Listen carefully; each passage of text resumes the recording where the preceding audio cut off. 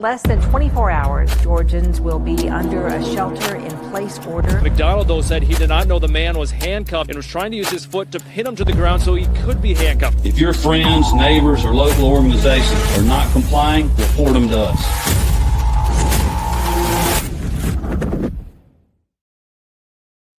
Howdy, everybody. Welcome to the Free Georgia podcast. My name is Jake Green, joined by my co-host, Cat Hartley.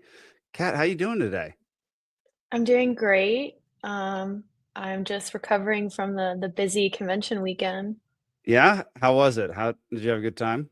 It was honestly, it was a party. You missed out.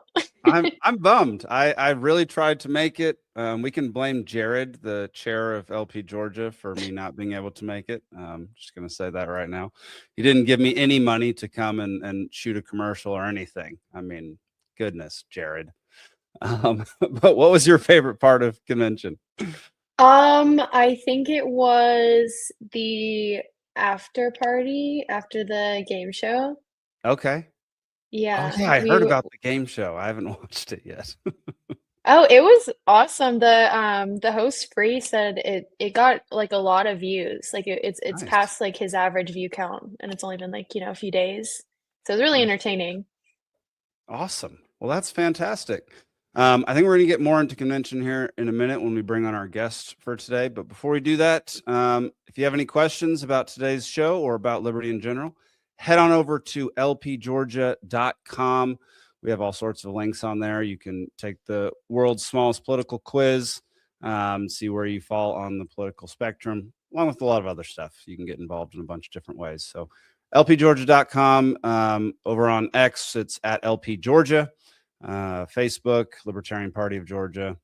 And then I think you can find this podcast on TikTok. What's our handle on TikTok? The.free.georgia. The.free.georgia. And I really don't like that this thinking layout changed. We just had it different, didn't we? Yeah, we did. There we go. Sorry. I actually learned at convention that dots in a Gmail like handle They don't mean anything. Yeah, I didn't know that. Yeah. You wouldn't know that. They don't ever tell you that when you sign up for a Gmail account. I deleted mine years ago, so I don't have that anymore. But yeah, I don't understand why my periods don't matter, but it is what it is. Mm-hmm. All right, we're going to bring on our guest for today. He is the newly elected secretary of the Libertarian Party of Georgia, Mr. Sergio Ortega. Sergio, how you doing? Hello, I'm doing amazing this morning. It's a little bit of I was planning on taking today off to recover. And then it was like, well, might as well do this podcast. Why not? Heck yeah. Especially when it's still fresh on your brain and you remember That's everything true. that happened. Because, 4 days after an event happened, I've forgotten that the event even happened. So, especially a dramatic one like convention. Yes. Yes. Yeah. Well, Sergio, tell the folks a little bit about yourself. Where are you from? What do you do? I am from Rome, Georgia, which is the Bartow Polk Floyd affiliate. I'm their secretary too, which is funny. I started there doing their policy stuff, talking to county commissions, city councilors. I got chased once by a county commissioner. He called later to apologize, but that was kind of funny to me.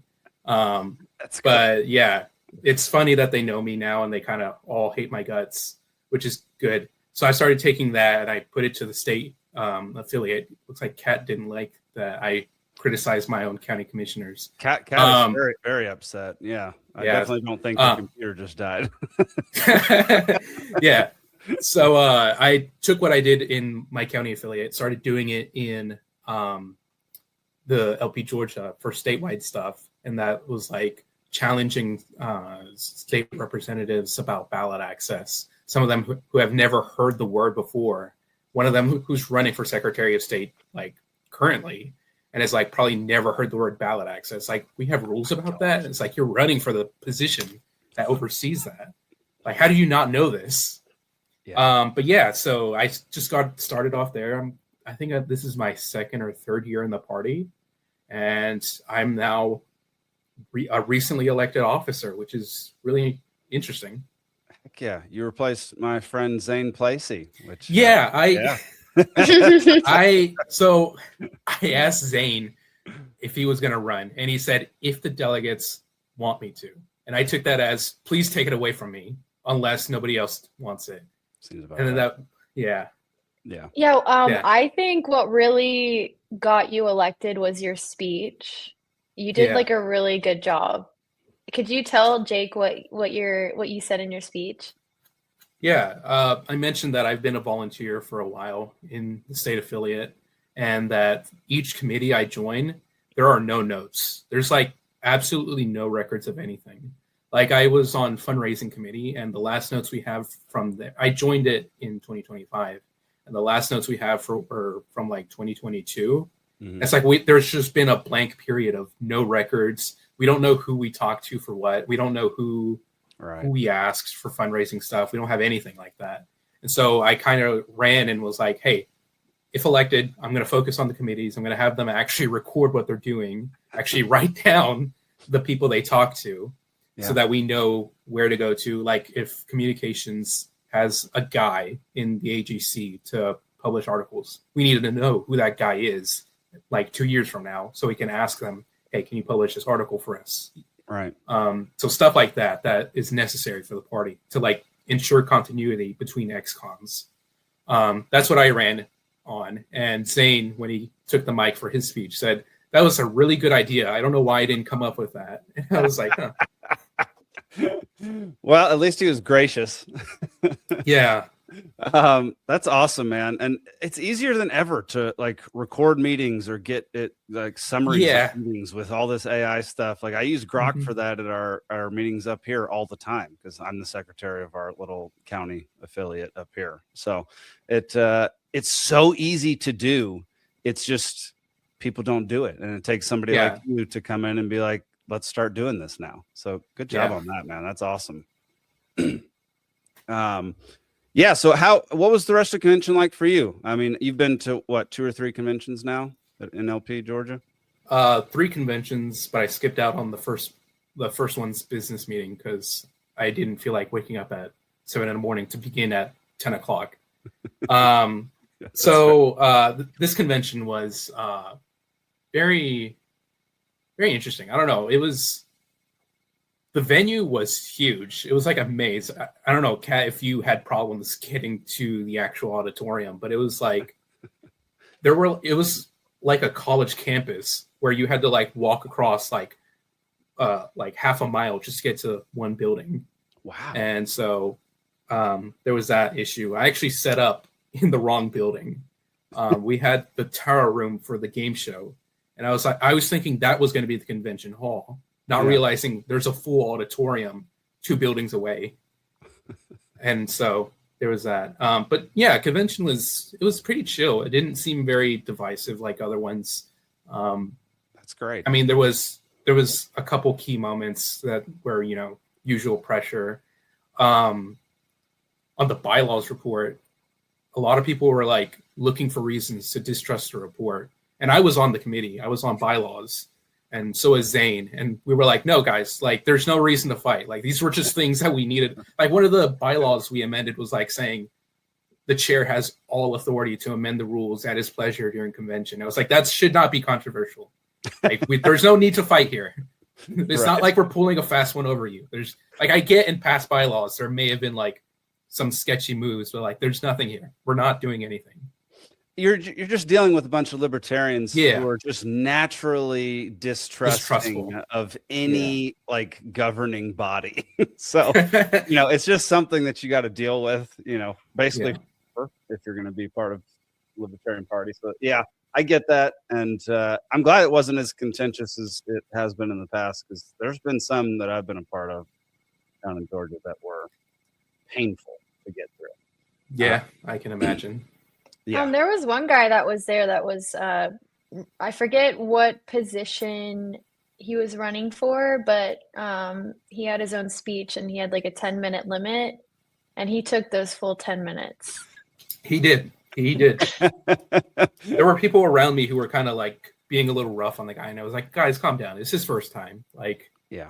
If he's enthusiastic, What something? Yeah. I mean, I'm just gonna whine about conventions for a second, but like, my issue with libertarians is that we show up knowing that this is what's going to happen, that people are going to have opinions and like not agree with you, and people are going to be really nitpicky with all the stuff because that's who we are.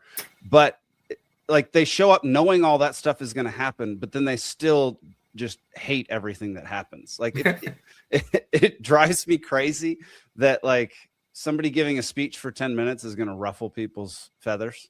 Like, who cares? Let the guy talk. Yeah. You're there all day. Just relax and enjoy it and hang out with your friends. Like, we got done on time too. So it wasn't like we went over. Wow. Yeah, and it wasn't like he was like talking about anti-libertarian stuff. Like he was going up there on a 10-minute rant saying we need more taxes. No, he was like saying the right stuff. It was just long, but it was like, who cares?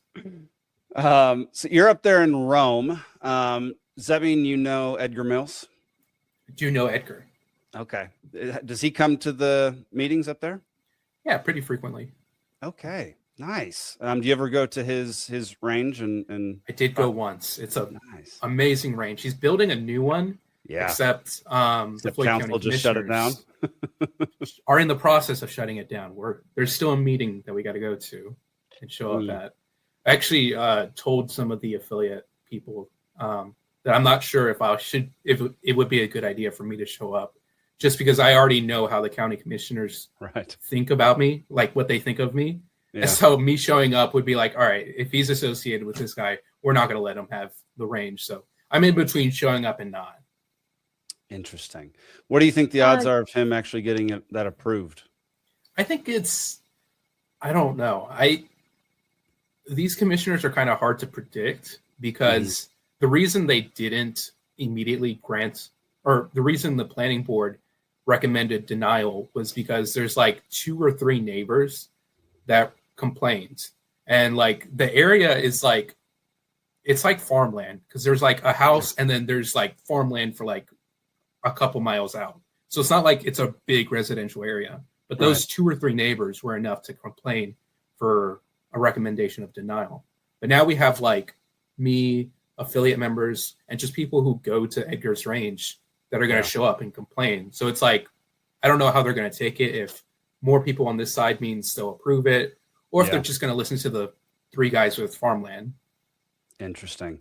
Yeah, it would seem like it would be not really a good argument for them to shut it down, because it's not like he's doing anything at night. He's not doing anything outside of business hours. Like it's not that, like, gunshots carry, but they don't carry too far, and they're not loud 1 farm over, which is like half a mile away, quarter mile away. Like, it's just not that bad, you know? Yeah. I mean, he's made a number of like accommodations to the neighbors to make sure that they're as least invasive as possible. But right now, the grounds, I'm pretty sure from what he said, are like hunting grounds.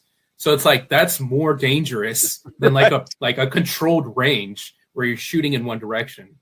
Yeah. Where right now it's like hunters shooting, wherever they want. Yeah. But whatever. Floyd County is kind of very famous, in my opinion, for just kind of denying anything that seems fun.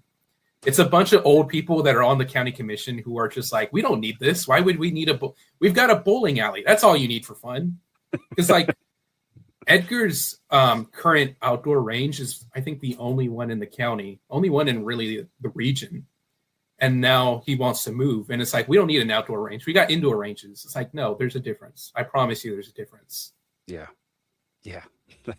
There's a huge difference. It's a huge difference. I prefer shooting at the outdoor range. Outdoor range, it's way more realistic. It's far, like indoor range. It's nice. You don't got someone annoying you on the booth beside you. Exactly. Yeah. Yeah. Interesting. Yeah. And for those who don't know, Edgar Mills owns Osprey Shooting Solutions, which is right there in that photo. He's a member of LPGeorgia and really great dude. Also owns see, 2 Teen Guys, which is like some backwoods, like orienteering type adventures that you can go on for a whole weekend. And you can, yeah, it's awesome. He was a former Green Beret, and dude's a beast.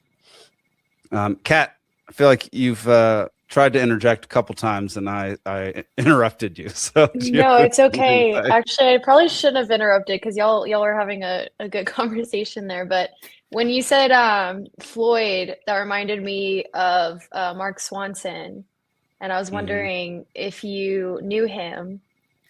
I do know about Mark. I haven't met him yet. He usually goes to county commission meetings, and those are always at like the least opportune times for me.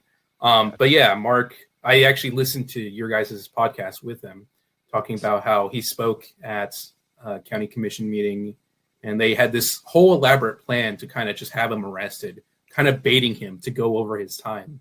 Yeah. And his charges got dropped, thankfully, which is really great news.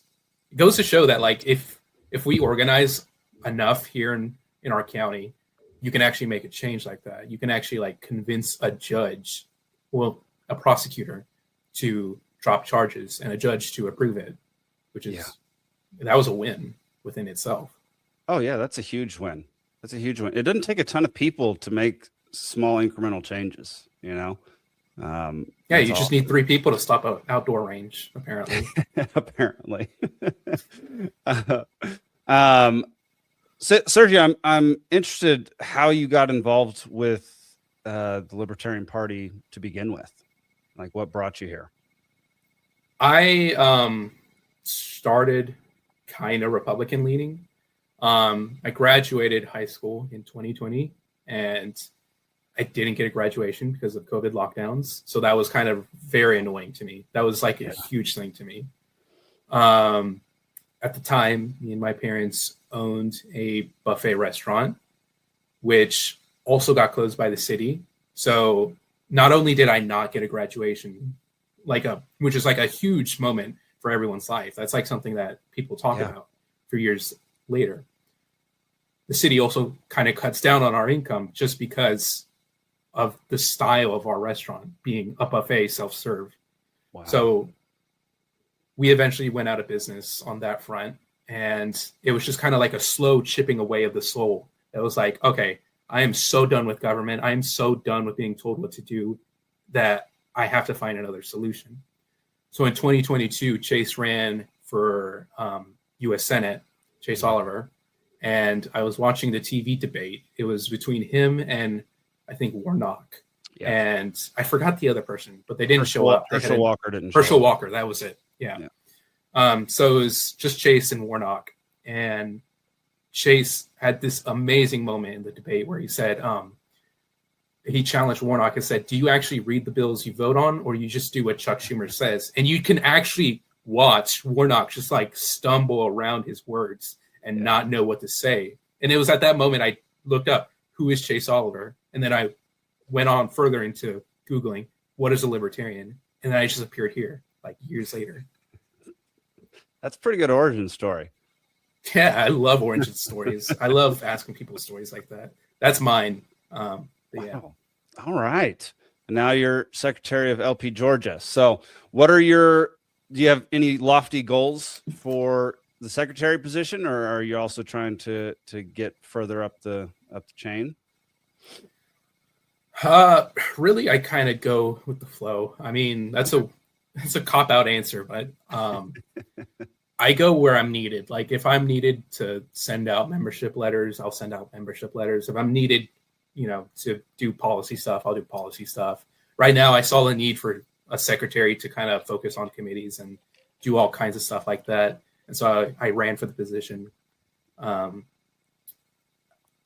Long-term goals inside the party is kind of focus on stuff like that. Outside the party, I have a personal vengeance against the state of Georgia and my county in particular. Right. So, right now I'm managing a campaign for U.S. U.S. House District 14, Georgia. So that's where I live. So I'm trying to get libertarianism out in this race, in this election. County commission, we're trying to field candidates for, and also if I'm ever needed for like a state house election or anything like that, I would definitely run for that. I mean, a lot of people, when they talk about goals, they say, I want to do this, I want to focus on this. I want to say, I will be a state representative. I will be a state representative one day. It's going to happen. Dude, I love that. Yeah. Positive thinking, man. That's great. You said you're managing a campaign right now. Is it yours or is it somebody else's? It is not mine. I am not old enough to run for U.S. House yet. Okay. Who's, are you able to say who it is? Yes, it is Andrew Underwood. His website is Andrew, 4, Georgia. So Andrew4Georgia.com. He is running to replace Marjorie Taylor Greene. And then there's going to be a general election this coming November. So it's not a full term. The great thing about a special election is that we don't need to petition. And so he's already on the ballot. I already got emailed by all the county election offices. They've shown me the ballot. His name is on there. So we're definitely in the race. The great thing about this race, too, is that it's a jungle primary. So that means every single candidate is listed on one ballot, and the top 2 vote getters advance to the runoff. There are 15 Republican candidates and like 3 Democrats, which means the whole Republican vote has been split 15 ways. Meanwhile, the Libertarian vote is one guy. So there is a genuine chance of advancing to the runoff, or at least getting somewhere in like 3rd or 4th place, to show people the Libertarian Party is an actual force in Georgia to be reckoned with for a U.S. House race that we almost never run candidates in. So that's why I have a genuine passion for this campaign, because like I said, we've got chances. It all depends on donations, on volunteers and fundraising and all that. So that's why I kind of stepped up and said, hey, I'll manage this campaign. I'll do the work. Dude, do you know how many registered libertarians are in that district? As in party members, it's around 6 or 7. But or like people. But to be fair, not all Republicans are dues-paying Republicans in the Georgia Republican Party. Not all Democrats are dues-paying members in the Georgia Democratic Party. So our Facebook group, for example, is like thousands of people, like 2,000 people, and they vote libertarian leaning, even though they might not be dues-paying members of the party. They are libertarian leaning. They might actually be receptive to the message. I mean, that's why things like, or people like Mark Swanson exist, is because we have a natural distrust of government, and those people exist. They may not be in the party, but they're there. They're voters. Yeah. I mean, yeah, the vast majority of Republicans are not dues-paying members of the Republican Party, and same with the Democrats. Like people just don't find the need to join political parties very often, which is why we have trouble, getting actual membership. But we have a ton of people who vote our direction, like way more people than are actually in the party, and that's just kind of how politics works, I think, because people just don't have time to get involved in politics or the money to pay each year to some organization that they're not going to actually be a part of. It's just not something that a lot of people will do. Man, that's awesome. I know Andrew. Here's his website, Andrew for Georgia. And it's the number 4 Georgia.com. But you can go check this out. Yeah. Can you talk a little bit about the campaign and what y'all are actually like what your platform is? So Marjorie Taylor Greene was our previous representative, and she kind of got pushed out of her office because she sided with the Epstein survivors. She voted to release the files, and that kind of put her on the bad side with this administration. And so she resigned. So there's clearly people in this district care about stuff like that. They care about releasing the files, even if they disagree with the administration that they voted for. So although, like I said, the election's been split by 15 Republicans. Almost all of them are just running on a pro-Trump platform. Like, I support Trump, and that's it. That's like the whole platform. Andrew is running on a Trump can be right sometimes, but also we need to correct him. He's not infallible. We need to release the Epstein files, actually release them, not like just, pages with black bars on it. He's also running on healthcare. Healthcare was a major issue for Marjorie Taylor Greene, who I think she voted for the Obamacare subsidies, which Andrew doesn't agree with, but she did so because she knows that healthcare is a big issue in our district, and the other candidates are kind of silent on it because, once again, they're just on a Trump platform. They're not really, they don't want to separate because they feel the need to all cater to a MAGA vote. Andrew's trying to differentiate himself by saying, hey, instead of Obamacare, let's just get the government out of healthcare like it was before. Let's just let the market compete and let the prices drive themselves down to the lowest they can be. Makes sense, right? I mean, nobody can disagree with that. Makes sense. Well, people can disagree with that, but they'd be wrong. Yeah. Yeah. I also see immigration on the website, and then tariffs and the economy. Oh, and data centers and surveillance, which data centers talk about on the show a lot. So what's his plan for or what's his pitch for the data centers and surveillance tab of his? So Floyd County, which again I'm going to keep referencing over and over because that's where I got my start in politics. Yeah. We have 3 incoming data centers, which is more than any other city has. I think I don't know any city that has. That's huge. 2 or 3. That's an insane amount. Wow. And the main reason for it is because our county commissioners, really our city commissioners too, they want money desperately, but they don't want to raise property taxes because that's unpopular. So their solution was, we'll bring in a bunch of data centers who will buy property and improve the property values around them and on the data center property, so that we would take in more money, but we're not raising the property tax rate itself. The problem is we now have 3 data centers coming in the next few years.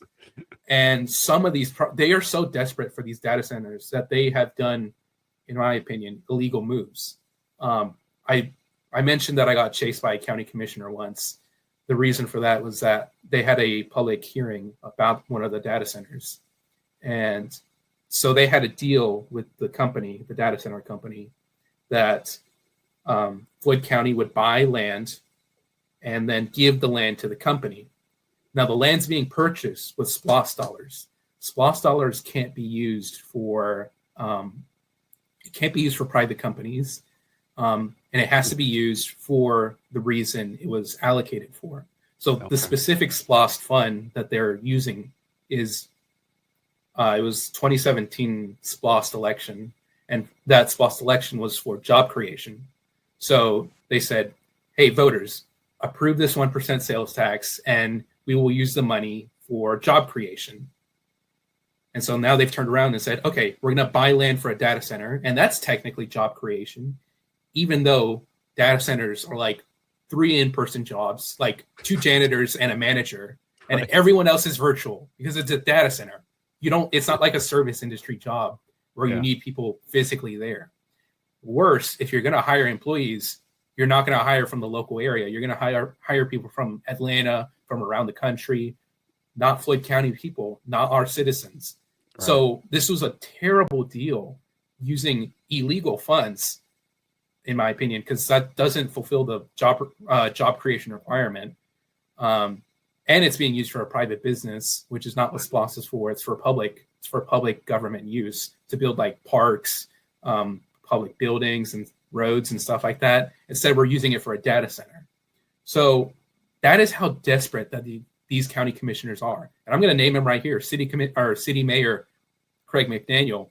When I challenged him on it, kind of stumbled on his words and was like, well, we could use it for this, but things are never going to be perfect and stuff like that. And it's like, okay. So data center was the best choice. Right. He has since announced that he is not running for re-election. And the county commissioner that chased me, again, he kind of apologized for it. And he's an okay guy compared to the others. But he's also announced that he's not running for re-election. So this whole issue has kind of fractured the county. Because like I said, 3 data centers is probably the most any city has. Seriously. And we're about to have them. Yeah. Interesting. I'm interested. Is there any video of him chasing you? No, because it's outside of the camera's view, unfortunately. Gotcha. That would have been so good to show right now. See, so the affiliate is called LP Bartow Polk Floyd, and he chased me and asked me, I thought you were from Bartow. I was like, no, I'm from Floyd County. The affiliate is Bartow Polk Floyd.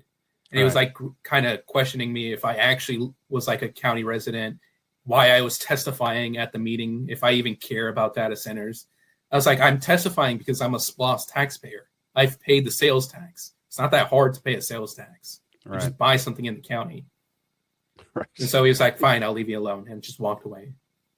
But like that the fact that he chased me out was because I made an actual good point that, hey, we're using this money illegally. And he was like, do you even live here? Like, he wasn't addressing the point. He was just addressing my residency. Yeah, that's a great tactic. You know, that's like one of the tactics they use. Is anybody in power uses is they don't actually attack your question or your concern. They attack you and your right to say it, or your right to be there, or your motivations, or things like that. And yeah, that's the easy way to deflect and distract. So good job, man. Like, way to keep going. I don't want to get on your bad side. That's for sure. No, I promise you, I don't have a bad side for libertarians. I know we've been divisive over these past few years. I very rarely have true animosity for like a libertarian. Most of the time we agree like 90% of the time. And there's like that small percentage of stuff we don't. It's like I'm very disinterested in that stuff, especially because I'm very local government focused. Yeah. Like if we disagree about immigration, it's not like any of us are going to change. It's not like you're the president and I'm having to fight you about your future laws that you're going to sign. Right. We're just two people. Yeah. Couldn't agree more, man. That's what I'm doing up here in Montana now is really just focusing on local stuff. And I think that's where libertarian principles can be best used and most effectively used. And I think getting involved in your locality helps out you and your friends and your family far more than trying to do stuff on the national stage if you don't actually have, a massive audience or a huge voice. So, man, Sergio, keep it up, dude. Kat, you got any more questions before we head out? Is there anything else that you're looking forward to this year with the party? Are you going to national? I am going to national. It will be my first national convention, so I can't wait to see the trauma from there too. You'll feel it really deep. I can't wait. But excitement. We talked after the closing ceremony on Sunday, the public policy committee, what our plans were this year. And one of the ideas I had was kind of training the affiliates to be more like LP Bartow Polk Floyd, to just know where to go. Because some of these county affiliates, they don't really know where to find their meeting minutes. They don't really know what the powers of county commission is, what a SPLOST tax is. They don't really know stuff like that, which is fair. We shouldn't have to know this stuff. Our government officials should know it and know what to avoid, but that's not the case, unfortunately. So this year, I kind of wanted to focus on kind of training these affiliates on where to find their stuff, how to testify, how to reach out to their county commissioners, how to spam the mailbox of their city commissioners and mayors, which is another fun tactic I used to do here, was setting up a table at an event and just having people sign letters, and I mail it to a county commissioner, or I think the last time was for You Are the Power. I sent a bunch of letters to Governor Kemp asking him to meet with Spike Cohen, and stuff like that is just training affiliates on tactics and what to look out for, so we can actually get liberty on a local level at the very least. Heck yeah. Sergio, man, this is awesome. You're awesome. Keep up what you're doing. You're welcome back on the show anytime. If you ever have any updates to what's going on in your county or with secretary position or just LP Georgia in general. So come back anytime, man. Name Andrew's website again before we head out. It's going to be Andrew for the number 4, andrewforgeorgia.com. There's no donations yet because the state has not allowed us to collect donations yet. It's a whole other issue. Okay. LPGeorgia.com, the usual, and stuff like that. All right. Y'all heard it, folks. AndrewForGeorgia.com, LPGeorgia.com. And Sergio, thanks for coming on, man. Really appreciate it.